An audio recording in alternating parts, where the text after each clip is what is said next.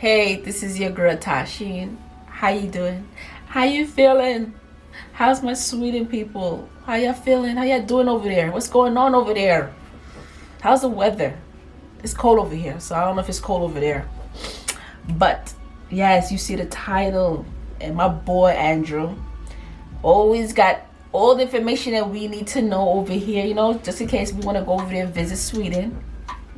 He got us, Anyway, this one is Police Sweden versus USA. So this should be very interesting. I did a video, y'all probably seen it already, about Sweden cops that was here in New York. They made an arrest. I was like, wait, what? And when I saw the video, I was like, okay, they did a great job. But yeah, so let's get straight to it.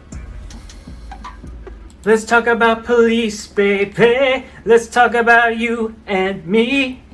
Hey guys, what's going on? Andrew coming at you. And in this one, we're going to talk about policing in Sweden versus the US. Why police, for the most part, seem to be pretty well liked in Sweden as compared to the US. And we have to talk about this issue. It has brought up so many times. And I feel like the last 2 years, it's really been just on display about all the things that need to be worked out with in the United States. And there's a couple different factors that we're going to have to keep in mind here of why the police have a worse reputation in the United States. And so the number one, and the first thing I want to say too is I'm not a police hater. I think it's probably not a easy job, and I feel sympathy with police being a teacher. I feel like sometimes being a police officer must be like being a teacher, because you expect people to follow the rules. Sometimes they don't follow the rules, and then you have to go up from there. And I agree that it's much more dangerous. But one thing we always have to keep in mind with police, because this is the big elephant in the room that people don't want to talk about, which is that when you live in a society where literally anybody can have a gun and potentially be carrying a gun and armed, you're always going to have police that are going to be trigger happy, meaning they are going to mistake anything for being a gun. Because when you look at issues and things, he's right. He's correct. I totally agree with him. It's sad because you will have some bad cops and you have good cops, and the bad ones, the ones with the guns, some of them could be a little trigger happy. And I have nothing against cops. Okay, I have few friends who are cops. Yeah, and they all are not bad, but the ones that's bad is making the good ones look bad, if that makes sense. Yeah. They make them all look bad. But I agree with him. I do. Things that happen with police and police encounters and videos, it's typically a normal traffic stop where something horrible can go wrong. And, it happens in Sweden too, but way less of a degree. And I think that's due to the fact that not many citizens in Sweden are armed and walking around all the time. And we don't have a lot of weapons in Sweden. Yes, we have shootings from time to time, and it has been getting worse over the years, but it's nowhere near the same level as the United States. Oh, okay. Now, first thing I gotta talk about is being a police officer in Sweden. Well, it kind of makes sense because you don't have that much people compared to America. So it's kind of make more sense. So that's why it's way more dangerous here in America, because especially here in America, a lot of people have guns. It's so easy to get a gun here. Is hard. There's such a need for police officers, and Sweden's working really hard to find more police, but they're just not out there yet. And so we have a police shortage. But Sweden didn't change the requirements to make it easier to become a police officer. So being a police officer in Sweden takes many, many years of training. In some cases, in many countries in Europe, it can take 2 to 3 years. And it's a high standard. I have people I know who are trying to become police officers, and they have to pass all these tests and these exams. And some of the people haven't passed it yet, or they might have to test something over again. It is much more of a challenge in Sweden to become a police officer. Where in the United States, because you don't have one central police force, the way we do police is very interesting. There can be county police, there's state police, there's federal police. Federal. There's different type of police training in the United States can take a long time and be something that could take multiple years, because there isn't the same kind of regulations in place. In some cases, you can become a police officer after 6 months, or maybe you worked in the military and then you can transition into the police force. The problem with not having everything as a standard training means that sometimes people are going to become police too early. Like when we look at the example of the girl who used a taser instead of a gun. I find that to be such a mental error of not thinking, but something you would think somebody like that would get weeded out in the training aspect. If they can't even remember what's a gun or a taser, they probably shouldn't be. I've seen a video, there was a story about that too. There was one with this female cop. She's supposed to use her taser on a young kid. He was like 16-year-old. And instead of using the taser, she shot him and killed him. Because she made a mistake and took the gun out instead of the taser. Yeah, I think I'm gonna find that article. I don't know if I can find it, but if I do, I'll put it right here so y'all can look into it. But yeah, it's sad. In the police force, well, I feel like there's a lot of police in the United States that maybe aren't super highly trained. They kind of went into this job and they never got weeded out. The problem has always been in the United States is it used to always be for like the last 10, 15, 20 years is if a police officer made a mistake in the United States and somebody got killed or something happened, the police officer always would get protected. It's important to go back to the Rodney King case where he got beat by police, and yes, he was a DUI and he was breaking the law and the police officers had to chase him down, but he got beat, and all those police officers got away without any charges for excessive. That was the saddest news in America history. And Rodney King that was a sad thing to watch. There was a video, and of course, police officers didn't know they was being recorded. But yeah, Rodney King got beat up by I think how much officers? I think it was like 4 officers. They were just beating him. He was on the floor with his head down like this, and they were just hitting him with the stick. They was beating the crap out of him for I don't know how long. But it was a sad thing to watch. I mean, oh my God. Force and all the riots that ensued after that.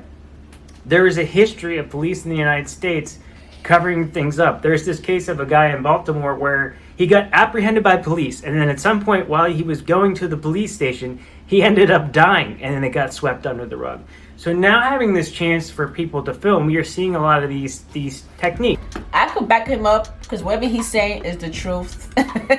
I read a lot of stories about the stuff that he's talking about. There was a lot of it's more stories too. It was a woman. This woman here, she died at the precinct. They don't know how she died. They don't even know. They said she killed herself, but I don't know, something like that. But you could read the story yourself. Google it and read the story yourself. But yeah, it's some things that's going on. Is this crazy? And it seems to be this one case that in all problems I see in policing in the United States, and that is escalation. It seems to be the police do not have a lot of experience in actually de-escalating situations, and a lot of police officers keep raising the temperature up and actually probably doing the opposite of what they should be doing in certain situations. And yeah. you have police that are already trigger happy, then on top of that they just keep escalating and escalating, and I think a lot of cases that's where these two things happen. And if we're also going to have to talk about like race relations and things like that, and one of the problem with policing in the United States and in general is if you want to stop stuff in a high crime area, you have to have more police there, you have to be talking to more people and stopping more people. And it's a lot of these policing techniques that means that if you're an African American that grows up in maybe an area with high crime, you're going to be unfairly targeted by the police more. I didn't want to talk about race. I didn't want to say it, but I'm glad he mentioned it. Yes. He is so right. Oh my God, I'm so happy that he's talking about this because a lot of the time, most of the time I should say, as a black person, a lot of us don't have much rights. You know, cops get away with stuff. You do something or the cop do something to you, you get arrested and they get away with stuff. It's a whole lot of mess. And we've known this, we've seen this in statistics. Like, I'll give you an example. White people on average use drugs more than minorities do. Want to join the six-figure club? Google and other tech companies are hiring hundreds of thousands of workers. But yet minorities are targeted so much more. When you're targeting in these communities, a lot of times you're going to have people that are innocent that get caught into it. And that's another problem with policing is most of these stops where they find the big drug bust, where they do all this, happens in a regular traffic stop. And He's so right. I'm sorry to stop the video because I don't want, because the stuff that he's saying, I just have to say it because I don't want to forget it. But he's right. You know how many black innocent people are in jail right now? They're in jail right now for stuff that they didn't do, and then they find out later, like I think like 15 to 20 years later, they found out, oh, that person's innocent. This person lost their whole life in jail because you thought that they did something.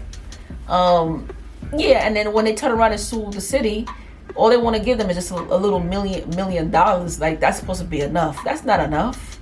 That's not enough. You know? Yeah, but it's sad though. It's just sad. There would just be cases where police will pull you over for no reason. It's happened to me. I've been pulled over for an illegal reason, and the cop would just kept trying to search my vehicle. They harassed me. They breathalyzed me. It really gave me a negative view of the police for a long time, where if I saw a cop car behind me, I was so scared because this cop really overstayed his boundary. But everybody knew he was a bad cop. Everybody knew he didn't do things by the book.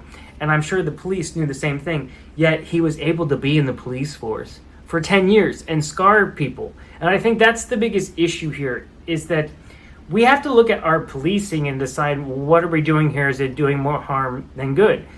Stop and frisk, I'll give you an example in New York City. Stopping random people and searching them for guns is something they do there. Again, black people tend to get stopped more than white people for stop and frisk.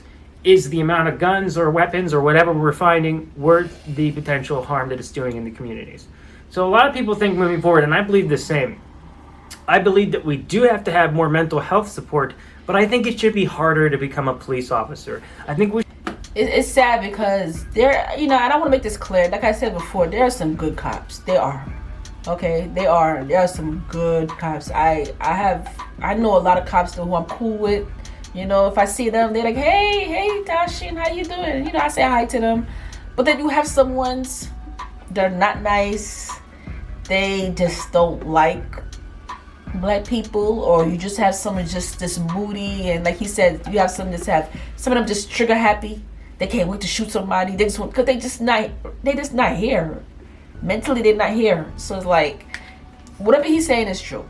I totally agree with him. We should focus on quality over quantity, and police officers should have to be held accountable. Think about it like I think about it in my job. If I'm a teacher and someone else is the teacher and they're horrible being a teacher and the kids aren't learning, they shouldn't be allowed to just keep being teachers anymore. They should be able to be held accountable based on how well that their students do to some certain degree. We need to have that for the police force. We need to be able to, and not every case, when a police officer makes a mistake, it doesn't mean they have to lose their job, but they should just be held accountable just like everybody else. And if you're going to have a shooting, you're going to have to be able to talk about what happened. Now, I want to go off of one thing with this also, where I do think in Sweden, minorities do get unfairly targeted more if it's the same thing. If police are either in a high crime area or stopping random cars, a lot of times it's going to be the case that the minority is going to get pulled over or questioned more. So it has to do with how we handle non-violent crimes in our country, in a sense, in Sweden or in the United States, as far as I see that happening. But I will say overall, the Swedish police are less likely to cause a lot of unwanted deaths, but there was a big push for Black Lives Matter in Sweden, bringing up these issues. Either way, I think how we do policing is really important. I've had to deal with the police in Sweden and in the States, and they have both been very professional. The difference being was when I was in America, everybody knew who the bad cop was, everybody knew who the good cop was, and there was always some cops that are on a really big power trip that just want to yell and stuff. And I just don't think that that's beneficial overall. So moving forward, if we can increase takes for someone to become a police officer, if we can weed out people in the United States that shouldn't be in the police force and hold people accountable. Hey, look, you had to use your gun in a life or death situation. We understand that, but can we look at everything that transpired to see if there's something you could have done, or to see if this was justified the way that you did the shooting? I'm not saying that I would want to be a cop in this current environment, but we have to recognize that we allowed it to get to this point, and with social media, the fact that people can just film something, bring a camera, it's just there's no denying anymore that it's happening. Thank God. Thank God for phones and cameras. Thank God, because can you imagine if we didn't have social media? Can you imagine? Oh my God. The most important thing to do is to listen to people within our communities, because if people that are African American feel scared to get pulled over by the police, then we're making a failure somewhere. And we need to have police actually within the community helping out. We need to have programs in place helping the community and completely change the relationship we have with the police, and also weed out the police that are always escalating situations and not looking for non-violent endings. And everybody knows police like that exist. I'm sure they do in Sweden as well, but they just get ruled out quickly, which is why the Swedish police are just more well-liked than American police. So I'm hoping that the United States can do the same. I'm sure I missed some stuff. Let me know what I missed here, and I will see you guys in the next video. Hello. But yeah, if you let me know if you're from Sweden, if you agree with him. If you're from America and you agree with him, comment below, let me know. Also, if there's any other videos you'd like me to react to, let your girl know. And don't forget to subscribe to my channel. And I'll see you lovely people. Take care of yourself. Bye and peace.